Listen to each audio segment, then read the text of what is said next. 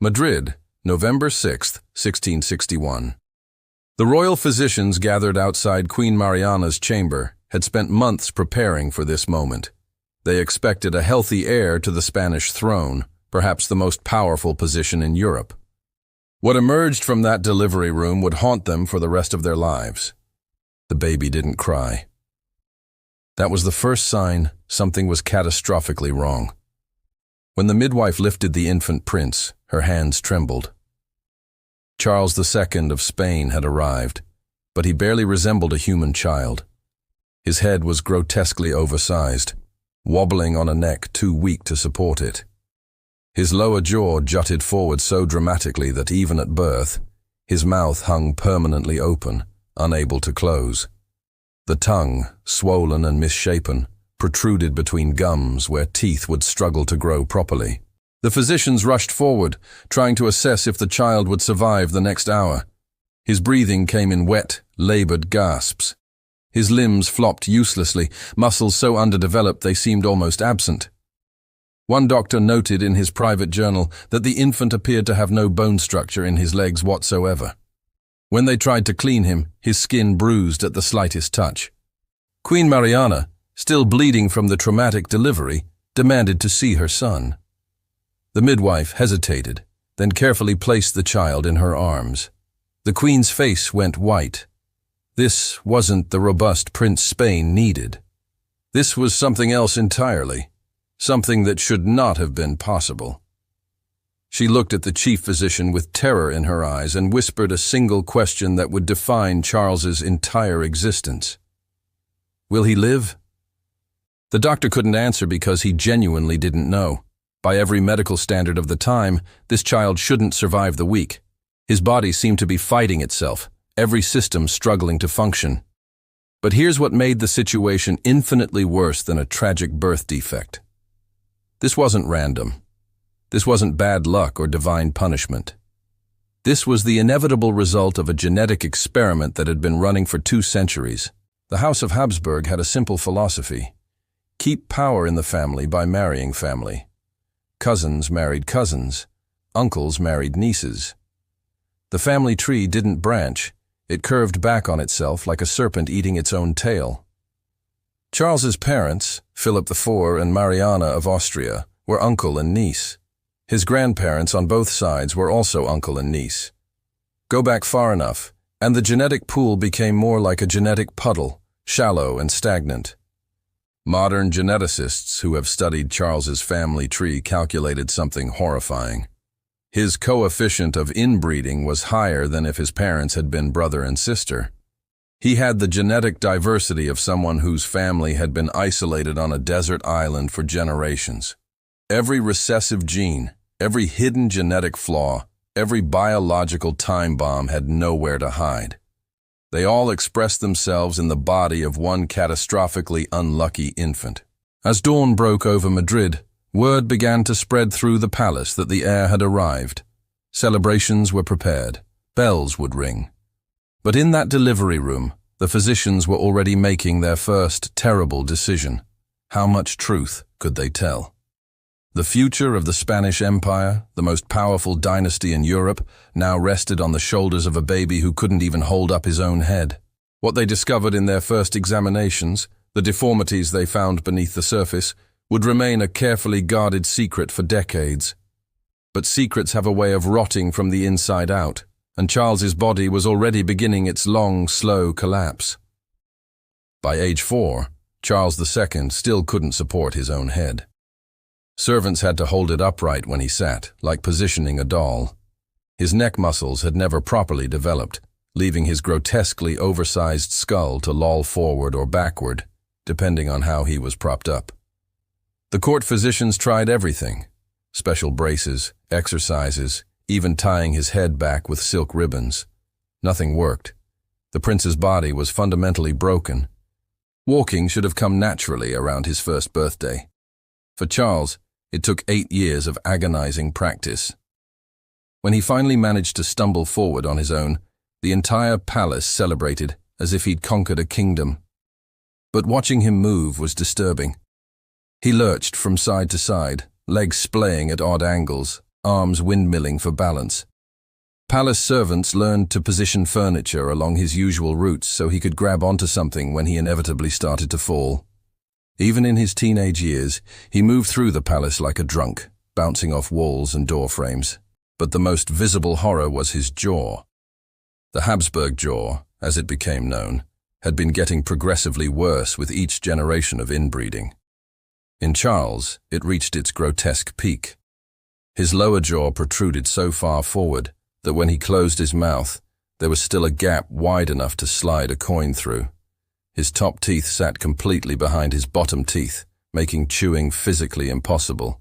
Every meal became a humiliating ordeal. The palace kitchens had to prepare his food like mush for an infant. Everything pureed, mashed, or liquefied. Solid foods were cut into pieces so small they could be swallowed whole. Even then, eating was a messy, laborious process. Soup leaked from the corners of his mouth. Bits of food would simply fall out because his lips couldn't form a proper seal. During formal dinners where he was required to appear, servants stood behind him with cloths, constantly dabbing saliva and food from his chin, while nobles pretended not to notice. The speech problems were equally devastating. That same jaw deformity that made eating impossible turned every word into a struggle. Charles's speech came out as wet, slurred mumbles that even his own mother had trouble understanding. Foreign diplomats needed interpreters, not because of language barriers, but because they literally couldn't decipher what the Spanish king was trying to say. Important royal proclamations had to be written down because Charles couldn't reliably communicate verbally. His intellectual development matched his physical state. Charles couldn't read until he was 10 years old, and even then he struggled with basic comprehension. Court tutors described the experience of teaching him as attempting to fill a broken vessel. Information would go in, but nothing seemed to stick. He would forget lessons from one day to the next. Simple concepts that other children grasped immediately remained forever beyond his reach. The emotional regulation of a toddler trapped in an aging body created its own nightmare. Palace records describe Charles throwing violent tantrums over minor inconveniences, screaming and thrashing like a child denied a toy. These episodes would be followed by periods of complete withdrawal where he would sit motionless for hours, staring at nothing, completely unresponsive to the world around him. Servants learned to recognize the signs and clear the area before the storms hit. Even his hair betrayed the genetic catastrophe. It grew in thin, patchy clumps that fell out regularly, leaving his scalp looking more like a diseased animal's hide than a royal crown. Court painters were given strict instructions to use artistic liberty in his official portraits, but even their most flattering attempts couldn't completely hide what Charles had become. Palace records from when Charles was 12 contain a letter from his mother to her confessor. In it, she describes her nightly terror that her son might choke to death on his own tongue during sleep. The most powerful heir in Europe was considered a choking hazard. She had servants watch him throughout the night, ready to intervene if his oversized tongue blocked his airway. But here's what made Charles's situation infinitely worse than a simple case of severe disability. He was getting worse, not better. While most people reach physical maturity and stabilize, Charles was actively deteriorating. His already weak body was failing faster than normal aging could account for. By his teenage years, physicians noted that he was developing new problems. His spine curved more severely each year. His limbs grew weaker. His mental fog thickened. And everyone at court knew what this meant. The future of Spain, of the entire Habsburg dynasty, depended on this broken prince somehow surviving long enough to produce an heir. The whispers had already started in the corridors. What happens when the time comes for the king to marry? What they discovered about Charles's capacity for that particular royal duty would push the court into complete desperation. September 17th, 1665. Charles II officially became King of Spain at age 4. The coronation ceremony was carefully choreographed to hide the truth from foreign dignitaries. The child king was propped up on his throne with cushions and hidden supports, positioned at a distance from observers. When he needed to sign documents, His hand was guided by advisors who held his wrist steady. The whole production was an elaborate theater designed to mask one simple fact. The most powerful throne in Europe belonged to a boy who couldn't even hold a pen. By age 14, when Charles began attending council meetings, the farce became impossible to maintain.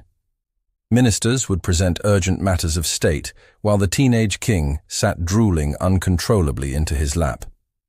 Servants stationed behind him constantly wiped his chin with cloths, the sound of dabbing creating an uncomfortable rhythm during serious discussions about war and diplomacy. Charles would nod vaguely, sometimes making guttural sounds that advisors would interpret as agreement or disagreement based on whatever decision they'd already made. Foreign ambassadors meeting Charles for the first time struggled to hide their shock. The Venetian ambassador wrote in a coded dispatch, "His Majesty drools continuously and cannot keep his mouth closed. His speech is incomprehensible. He seems more child than man, though he has 20 years. The French ambassador was more blunt in his private correspondence. The Catholic king is an imbecile who can barely recognize his own ministers from one day to the next. Council meetings became surreal performances, where everyone pretended normalcy while watching their king struggle with basic human functions. Charles couldn't follow complex discussions. His attention span lasted minutes before his eyes would glaze over, and he'd start making repetitive noises or rocking back and forth. Important decisions about war, trade, and diplomacy were made around him, not by him. Spain was being run by a committee while the king sat as a drooling figurehead. His inability to make decisions created a power vacuum that nobles rushed to fill. Factions formed around Charles's mother, Queen Mariana, who served as regent, and various ambitious courtiers who saw opportunity in having a puppet king. The court descended into backstabbing and intrigue while Charles remained oblivious to the manipulations happening in his name. Ministers would present him with documents to sign, guiding his hand to make marks that vaguely resembled signatures. Laws were passed. Wars were declared, all under the authority of a king who couldn't comprehend what he was approving. The Spanish Empire was crumbling while its king couldn't feed himself without assistance. Territories were being lost to France. The economy was collapsing. Military defeats piled up. And Charles sat in his palace, unable to understand why everyone around him seemed so worried. When advisors tried to explain problems, he would become agitated and confused, sometimes crying like a child being scolded for something he didn't understand. Public appearances were carefully managed disasters. Charles was transported in a special covered carriage so crowds couldn't see him clearly. When he had to appear on a balcony, servants positioned him with supports and he was only visible for minutes before being whisked away. Rumors spread through Madrid about the king's condition, each retelling making him sound more monstrous than the last. Some claimed he was possessed by demons. Others whispered that he was barely human at all. The palace staff walked a constant tightrope between caring for an adult who needed the attention of an infant and maintaining the pretense that Charles was a functioning monarch. He needed help dressing, eating, bathing, using the toilet. Everything had to be done for him while everyone pretended he was capable of ruling an empire. The psychological toll on the servants was enormous. They watched this broken man-child struggle through each day, knowing that the fate of millions rested on shoulders that couldn't even support his own head. By his 20s, Charles's health was visibly declining. He developed seizures that would leave him unconscious for hours. His already weak muscles atrophied further. He caught every illness that passed through the court and took weeks to recover from simple colds that would barely affect a healthy person. Physicians began privately discussing not if Charles would die young, but when. The betting pools among courtiers weren't about whether the king would survive, but about the exact date of his death. But the court faced an even more pressing problem than Charles's inability to rule. Kings have one fundamental job that matters more than signing documents or attending meetings: producing heirs. And as Charles approached marriage age, physicians were making a discovery that would drive the Spanish court to absolute desperation. The medical examinations they conducted revealed something that made Charles's other disabilities seem minor by comparison. What they found between his legs would determine not just the future of Spain, but whether the Habsburg dynasty would survive at all. In 1679, 18-year-old Charles was married to Marie-Louise of Orléans, a French princess who arrived in Spain expecting to wed a king and instead found herself bound to something that barely qualified as a man. The wedding night was a disaster that would set the tone for their entire marriage. Palace servants later testified that Marie-Louise emerged from the royal bedchamber in tears, while Charles appeared confused and distressed, not understanding what was supposed to happen. The same genetic mutations that had twisted Charles's jaw and weakened his body had also left him functionally impotent. Royal physicians who examined him described his reproductive organs as infantile. Essentially, Charles had the sexual development of a prepubescent boy trapped in an adult's failing body. His testicles were undescended and severely underdeveloped. His penis was so small and malformed that penetration was physically impossible. The heir to the Spanish throne was biologically incapable of producing heirs. But the Spanish court couldn't admit this publicly. The entire power structure of the empire depended on the fiction that Charles could continue his line. So instead, they blamed Marie-Louise. Court physicians subjected her to humiliating medical examinations, probing and prodding while declaring her barren. She was forced to drink disgusting herbal concoctions meant to increase fertility. Painful treatments were administered, all while everyone involved knew the truth. The problem wasn't her womb. The problem was between the king's legs. The attempts at consummation became a form of torture for both of them. Physicians would position Charles, give him instructions he couldn't follow, and wait outside the door for evidence that would never come. Marie-Louise's ladies-in-waiting reported hearing her sobbing through the walls. Charles would emerge frustrated and ashamed, not fully comprehending why his body wouldn't cooperate, but understanding enough to know he was failing at his most basic royal duty. Marie-Louise's letters to her relatives in France paint a picture of absolute despair. She wrote about the constant pressure, the invasive examinations, the humiliation of having her most intimate failures discussed openly at court. She described Charles as kind in his way, but more child than husband. The marriage that was supposed to be a diplomatic triumph became a prison sentence for a young woman trapped with a man who couldn't fulfill any expectation of a husband. The court tried increasingly desperate measures. They brought in specialists from across Europe, each claiming they could cure the king's impotence. Charles was subjected to painful procedures meant to encourage development. He was given powerful herbal concoctions that made him violently ill. Nothing worked because there was nothing to fix. His body had been built wrong at the genetic level. 2 centuries of inbreeding had created a reproductive dead end. Marie-Louise spent 10 years married to Charles, 10 years of constant medical scrutiny and failure. The pressure destroyed her health. She became withdrawn and depressed, spending her days in prayer, begging God for a miracle that would never come. Some historians suggest the fertility treatments themselves, many of which contained toxic substances, slowly poisoned her. Others think the psychological toll simply broke her will to live. When Marie-Louise died mysteriously in 1689 at age 26, the Spanish court wasted no time. Within months, Charles was remarried to Maria Anna of Neuburg, a German princess who became the next victim of this impossible situation. Maria Anna's private letters reveal her horror at discovering her husband's condition.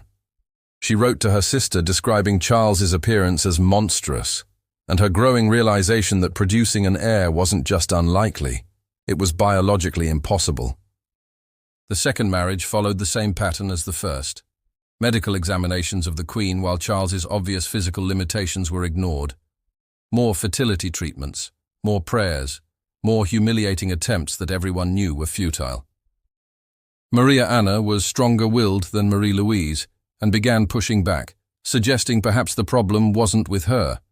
This got her nowhere. Questioning the king's virility was essentially treason. The physicians tried everything medical science of the era could offer. Charles was subjected to examinations where doctors measured and prodded his genitals, trying to find some way to make them functional. They attempted to manually manipulate his undescended testicles, causing him excruciating pain. They prescribed diets, exercises, medications, all while carefully documenting in private records what everyone could see. Charles's reproductive organs had never developed properly, and never would. Meanwhile, the rest of Europe watched and waited. Every major power knew that when Charles died without an heir, the Spanish throne would be up for grabs. Diplomatic circles buzzed with preparations for the inevitable succession crisis. Treaties were being negotiated. Armies were being positioned. Everyone was planning for the aftermath of Charles's death while he still lived, reducing him to an obstacle in the way of more important matters. The cruelest irony was staggering. The Habsburgs had spent 2 centuries obsessively controlling marriages to concentrate power and keep bloodlines pure. They had turned their family tree into a genetic nightmare, each generation passing down accumulated damage. And their final king, the culmination of all that careful breeding, couldn't even perform the most basic biological function required of a monarch. Their genetic purity had created a man so damaged he couldn't reproduce at all. But the court wasn't ready to give up. If medical science couldn't solve Charles's infertility, perhaps something else could. Something older, something darker. As Charles entered his 30s with 2 failed marriages behind him, the Spanish court made a decision that would transform the palace into a stage for religious hysteria. They would turn to the supernatural, and what they subjected Charles to in the name of producing an heir would be more disturbing than anything his body had already endured. When medical science failed to explain or cure Charles II, the Spanish court abandoned reason entirely and embraced the supernatural. The church provided a convenient explanation for what generations of inbreeding had created. Charles wasn't genetically destroyed. He was possessed by demons. Father Froilan Diaz, the court's chief exorcist, declared that the king was inhabited by multiple evil spirits placed there through witchcraft. What followed were some of the most bizarre and disturbing religious ceremonies ever performed on a living monarch. The exorcisms weren't conducted in some hidden chapel. These were full-scale theatrical productions held in the throne room itself, with nobles and foreign dignitaries forced to watch their king writhing on the floor while priests screamed Latin incantations over his convulsing body. Father Diaz would begin by forcing Charles to drink holy water mixed with ground-up religious relics, essentially dirty water filled with bone fragments and dust from saints' clothing.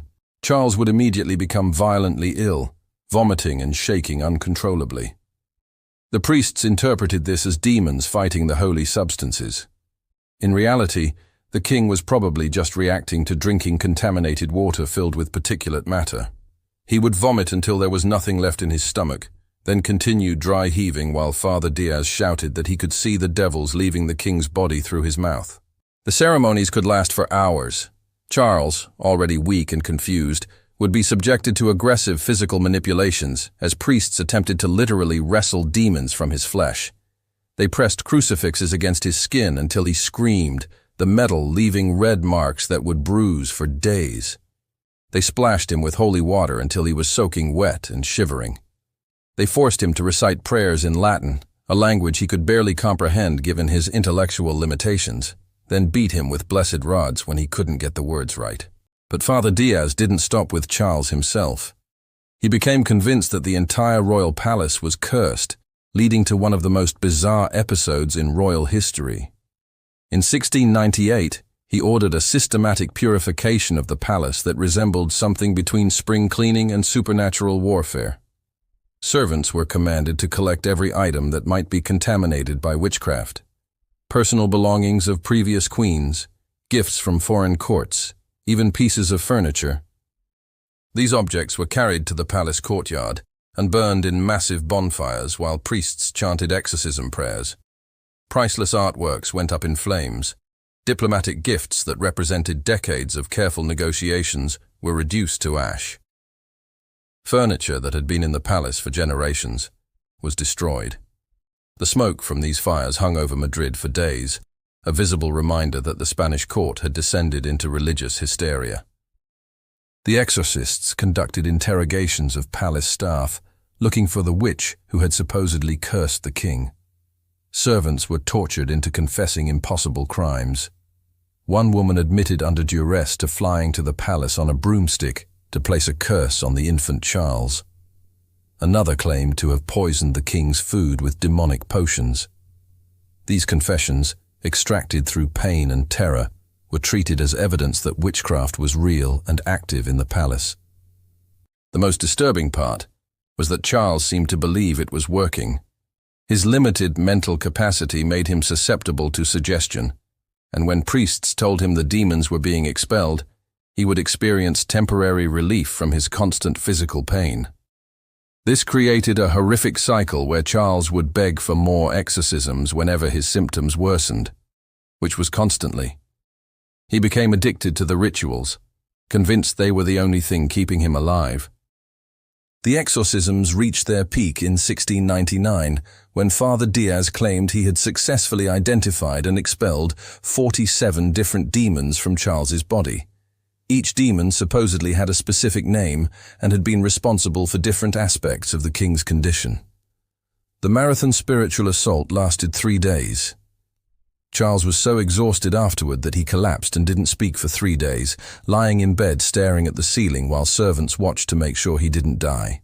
Maria Anna, Charles's second wife, watched these proceedings with growing horror. She wrote letters to her family describing the exorcisms as torture disguised as healing, but she was powerless to stop them.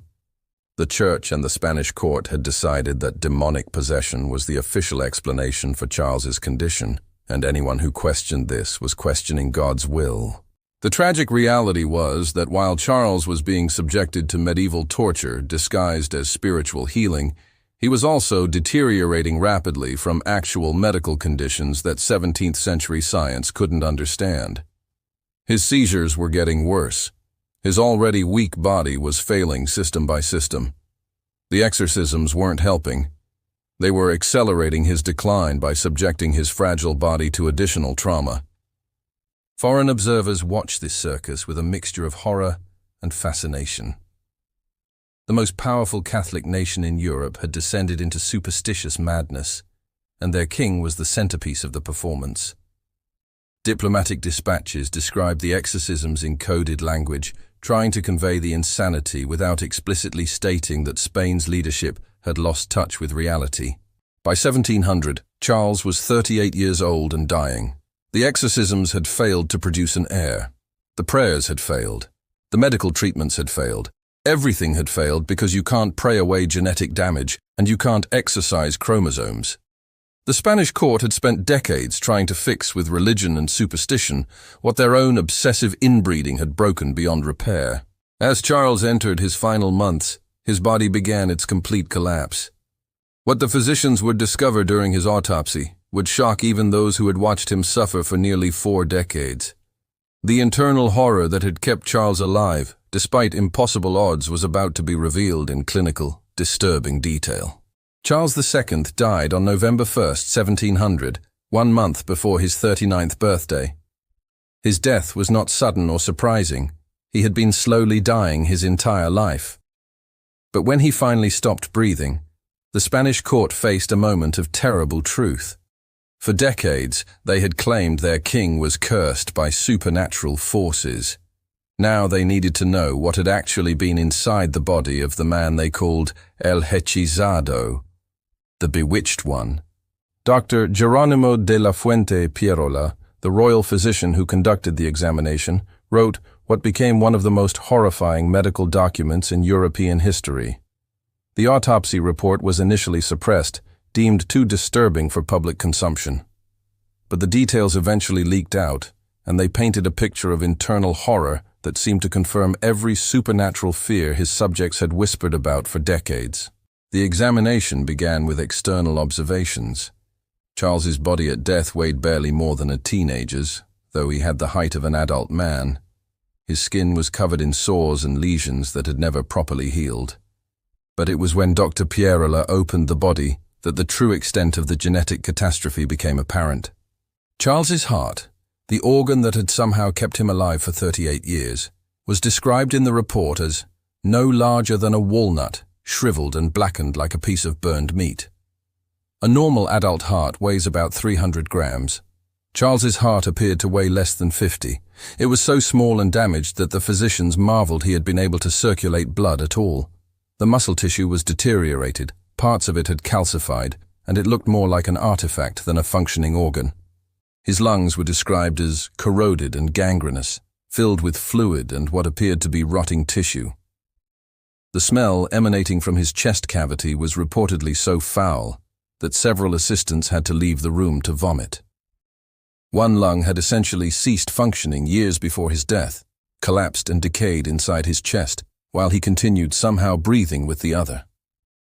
But the most disturbing discoveries were in his abdomen. Charles's intestines were described as putrefied and gangrenous, essentially rotting inside his body while he was still alive. The intestinal walls were so thin and damaged that the physicians couldn't understand how they had continued to function. His stomach was barely larger than a child's and showed signs of chronic inflammation and ulceration. The reproductive organs that had caused so much political turmoil were revealed to be catastrophically underdeveloped. Dr. Pierola documented that Charles's testicles were the size of small beans and had never descended properly. His penis was described in clinical terms that confirmed what court physicians had known but never officially reported. Sexual function had been biologically impossible. The Spanish court had spent 20 years trying to get Charles to produce an heir when his body was literally incapable of the act. Perhaps most shocking of all was what they found in his skull. When physicians opened Charles's head, they discovered his brain was surrounded by an abnormal amount of fluid, what we now know as hydrocephalus. The pressure from this fluid had been crushing his brain tissue for his entire life. His brain itself appeared damaged and discolored. Sections of it had clearly stopped functioning years earlier. This explained his intellectual disabilities, his seizures, his erratic behavior. Charles's brain had been slowly drowning in fluid since birth. Dr. Pierola concluded his report with a statement that sent shockwaves through European courts. It is a miracle this body sustained life for so long, as it contained not a single healthy organ. The physician documented that Charles's liver was enlarged and cirrhotic despite the king barely drinking alcohol. His kidneys were shrunken and scarred. His spleen was abnormally large and filled with fluid. Every major organ system had failed or was in the process of failing. The report revealed something else that the court had tried desperately to hide: evidence of rickets and severe malnutrition. Despite being fed the finest foods in Europe, Charles's body had been unable to properly absorb nutrients. His bones were brittle and deformed, his teeth had rotted in his mouth, and his body bore all the signs of someone who had been slowly starving to death for decades, even while eating regularly. When the full autopsy report was published and spread throughout Europe, it did something unexpected. Rather than dispelling supernatural beliefs, the medical evidence seemed to reinforce them. How could someone survive with organs this damaged unless dark forces were involved? The sheer impossibility of Charles's existence seemed to prove that something beyond nature had been at work. But modern medical science tells a different, more disturbing story. Charles II was the end product of one of the most extensive experiments in human inbreeding ever conducted. His coefficient of inbreeding was 0.254, higher than if his parents had been full siblings. Every recessive genetic disorder, every mutation, every flaw that his ancestors carried had concentrated in him. He was living proof of what happens when a family tree stops branching. The autopsy revealed the physical cost of maintaining pure bloodlines. Charles's body was a catalog of genetic failures: mandibular prognathism from repeated expression of the same jaw-deforming genes, hydrocephalus from neurological mutations, organ failure from metabolic disorders, intellectual disability from developmental abnormalities. Each generation of Habsburg inbreeding had stacked genetic damage like building blocks, and Charles was the final catastrophic structure that collapsed under its own weight. The irony is perfect and cruel. The Habsburgs had spent 2 centuries obsessively controlling marriages to concentrate power through genetic purity. They had turned their family tree into a circle, believing they were preserving royal blood. Instead, they had created a biological dead end, a man so genetically damaged that he couldn't perform the one function that mattered, continuing the line. Charles II died without an heir, and just as everyone had been planning, Europe exploded into the War of the Spanish Succession. The conflict lasted 13 years and killed hundreds of thousands of people. The Spanish Habsburg dynasty, once the most powerful in Europe, was extinct. All because the genetic bill for 2 centuries of inbreeding came due in the body of one broken man.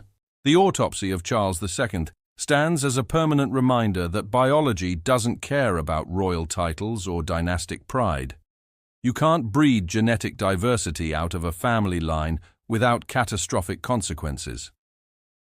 The Habsburgs learned this lesson in the most visceral way possible, by producing a king whose body was essentially a walking autopsy, dying from the inside out for 38 years while the whole world watched. Charles's preserved autopsy report still exists in Spanish archives, a clinical document that reads like a horror story. It serves as a warning written in organs and tissue. Sometimes the greatest enemy of absolute power isn't revolution or invasion. It's biology itself, patiently waiting to collect the debt that accumulated interest can never be paid. The Habsburg dynasty didn't fall to armies or politics. It collapsed under the weight of its own corrupted genetics, and Charles II's destroyed body was the final grotesque receipt.